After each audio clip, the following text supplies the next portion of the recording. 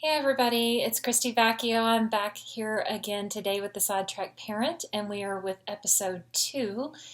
And today I wanted to talk a little bit about just what it means to be a parent of a special needs child. So I wanted to start with just what is special needs, kind of what is a definition. So if you're watching this and you are brand new to the special needs world or you're brand new to rare diseases, you might be asking yourself, what does this mean? So what category do I fall into? Am I really a parent of a special needs child? So I thought it would be a good kind of like beginning course, so to speak, to talk about what is a special needs child. So I looked it up, and it's very simple. There actually is a definition, and I'm just going to read it straight from my paper that I wrote it on. Yeah, my nice little notebook here. You will find out that I am a notebook hog, and I love to write in note. I'm a big writer. I like to write things out. So anyway, so with a special needs child, what is a special needs child? A special needs child is a youth who has been determined to require special attention and specific necessities that other children do not. So that describes my two children to a T, and I'm going to talk about that in just a moment. And then I thought, well, because my two children right now are 16 and 12, I've been through the education process for a long time. I mean, we started the education process at 2 with Andy, and he's been in the educational system ever since he was 2. We did not know very much. I knew a little bit about IEPs and special education just from being a teacher, but I didn't realize that there was this whole world, like under the age of 3, where you could get into things called IFSP, and I'll get into what that means in just a minute.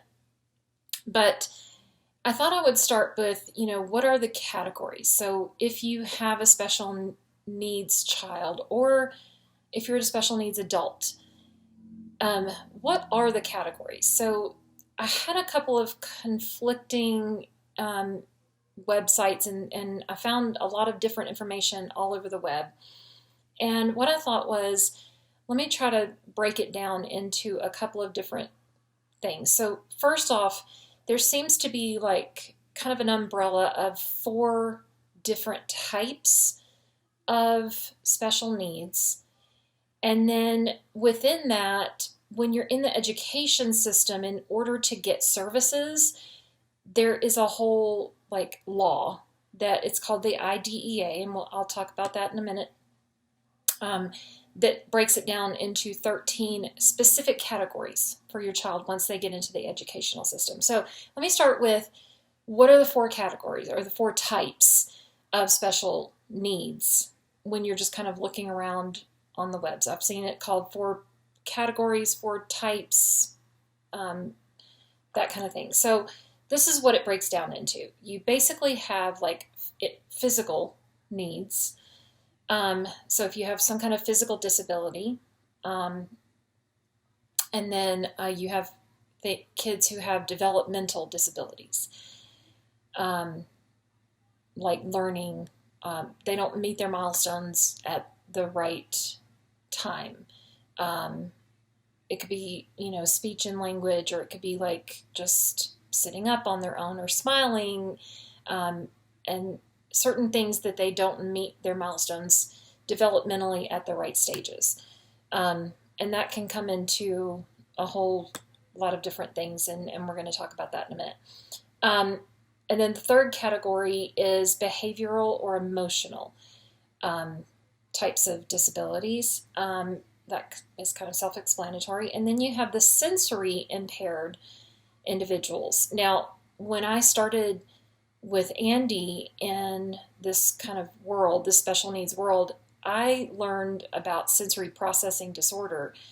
And it didn't occur to me after I learned about sensory processing disorder and I saw something called sensory impairment. I thought, oh, well, he's sensory impaired. And I had to do a little bit of my own education and figure out, no, sensory impaired actually means that you have lost your senses. So it's very basic and just talking about visual, like you can't see, you can't hear, that kind of thing. So the four different kind of broad categories are physical, developmental, behavioral, emotional, and sensory are the four kind of big categories. Now, for educational purposes, a while ago, maybe back in the 80s, I think it was. Maybe I got the date wrong, but I'll double check that. But we came up with this law called the IDEA. It's Individuals with Disabilities Education Act. And IDEA, if you have a child with special needs, you're going to learn a lot about IDEA. The Individuals with Disabilities Education Act is a law and I should kind of make a caveat to this. I am talking about the United States.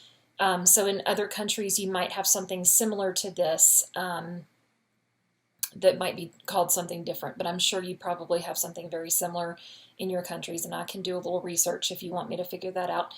But in America, you have the Individuals with Disabilities Education Act. So when they are in the school system, there is a law that says that they have to be educated. And under this law, there are 13 specific categories that it's broken down. And it says if a child has this particular category, then they can get a special education. Basically, what it's saying is they can get an individualized education plan. And so that is kind of like the beginning of getting the services that your child needs. So in education, here's the 13 categories that it's broken down into. And what I'm going to do is I'm actually going to talk about the categories within the four different types. So I'm going to start with the most obvious one, which is the sensory impaired. Sensory impaired is talking literally about losing your senses. So you've got the visual impairment, so it could be blind or almost blind, deafness. You've got hearing impaired, which is not all the way hearing impaired, but not all the way deaf, but has some impairment in the hearing. And then you've got the deaf-blind together, which they've lost both hearing and that's seeing, both hearing and seeing. And then so those are kind of the four, 1, 2, 3. Visual, deafness, hearing impaired, and hearing and visual, deaf blind, sorry. So those are the categories under sensory impaired.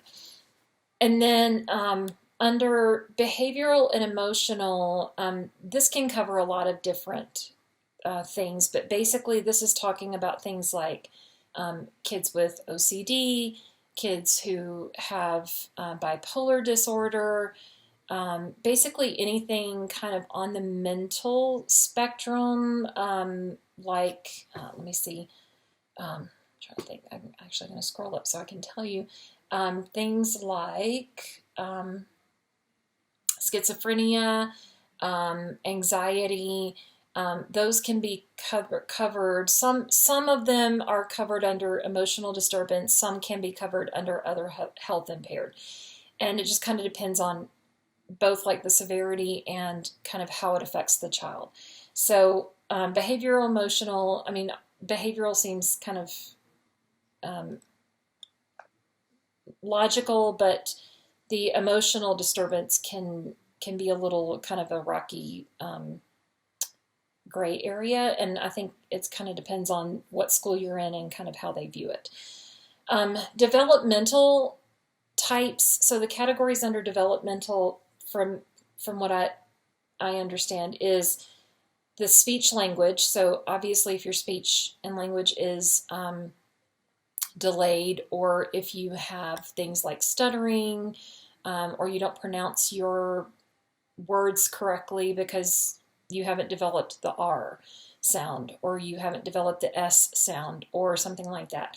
And obviously the speech language could fall under like a physical impairment also, if it has something to do with like a cleft palate or a traumatic brain injury or something like that. So some of them are kind of gray areas. And then under developmental, you also have things like specific learning disabilities. So specific learning disabilities are where you literally have things like dyslexia, dyscalculia, written expressive disorder, where you really like you had your ability to read, write, listen, speak, reason, do math. An example of this, if you're in our neonatal diabetes like community, an example of this would be like some of the kids who have the KCNJ11 gene are not as severely affected as my kids, but might, like, around fourth grade is when they start displaying some kind of specific learning disabilities. Like they have problem doing reasoning, they have problems doing like higher math, and doing more written expression and stuff like that. So that's where they started having issues. And so we started seeing this just as parents, discussing this in our groups, in the conferences and with the doctors, and started realizing that this was actually part of this disorder, and that, it is part of the gene, and so that we need to have this as kind of a symptom to look out for. So that, and I totally got off on a tangent with that, but that is a specific learning disorder that falls under the developmental part. Also, what falls under developmental is things like autism. And now autism, if you don't know, autism actually is a whole spectrum. So it's actually called Autism Spectrum Disorder, so ASD for short, because you can have very low functioning autistic kids, like my kids, who don't have a conversation, but they can speak a little bit, but they have a lot of like sensory issues. Or you might have the very high functioning autistic kids who are, maybe if you think of like Rain Man, who can speak, but they're like very good at something like math. Or if you think of like some of our geniuses, or idiot, like what we used to call idiot savants, that might be a person who now we would call like, oh, they're, what used to be called Asperger's, but is now just considered an ASD, but high functioning ASD child. So that is a developmental disorder. And then intellectual disability is where you have an IQ like under a certain score. And I believe intellectual means that they fall under 70 IQ. I'm just going to check that really quick. Intellectual. Okay, they don't actually have an IQ score on there anymore, but I think they still do IQ scores. And I don't think it's like a specific cutoff, but things of that disability, like things like poor communication, poor self-care, poor social skills. So like, to me, intellectual disability is exactly what my kids are. They are low IQ, they have a hard time communicating, they have a hard time taking care of themselves. They can't even, like we still struggle with brushing teeth at 12 and 16. We still, have to dress our 16-year-old to go to school and that kind of thing because he just doesn't have those skills. So that's an intellectual disability. So that would fall under the developmental disability. The other thing that I kind of was in between, I wasn't sure whether it would fall under the developmental or behavioral emotional, and I thought it was kind of like in between, which was the other health impairment. So this is where you have like limited strength, energy, alertness, things like ADHD. So I felt like Some of the other health impairment category, that category could probably fall kind of in between the developmental or the emotional, just kind of depending on exactly what is affecting the child. And then the very last category that they have under the IDEA Act, sorry, that was redundant, but under IDEA, the 13th one is multiple disabilities. And this is where my kiddos follow under, because they have kind of a lot of the above. They have intellectual, they have autism, they have speech language developmental issues. They even they don't have any of the sensory impairments, but they do have a lot of behavioral, emotional, that kind of thing. So they have just like multiple disabilities, as well as even some medical issues. So that kind of wraps it up for what is a special needs child today. And that's kind of a crash course in special needs and the IDEA and all the acronyms. So for a little bit of a wrap up, the IDEA is the Individuals with Disabilities Education Act. An IEP is an individualized education plan. An IFSP is an individualized family support plan. That is for the 0 to 3-year-olds. And if you have a child with special needs, just welcome to this world. If you've been with us for a long time, welcome anyway. And please put in the comments anything that you would like to discuss. These beginning episodes are just going to be a little bit about what is special education, what is special needs, and then a little bit about rare diseases, and then we're going to jump into some topics and just talk and discuss. So again, welcome to the Sidetrack Parent. Let us know what you would like to talk about in the comments, and I hope to see you on the next episode. And on the next episode, I'm going to be talking about some of the organization things that you might need to have as a new parent. Bye, guys.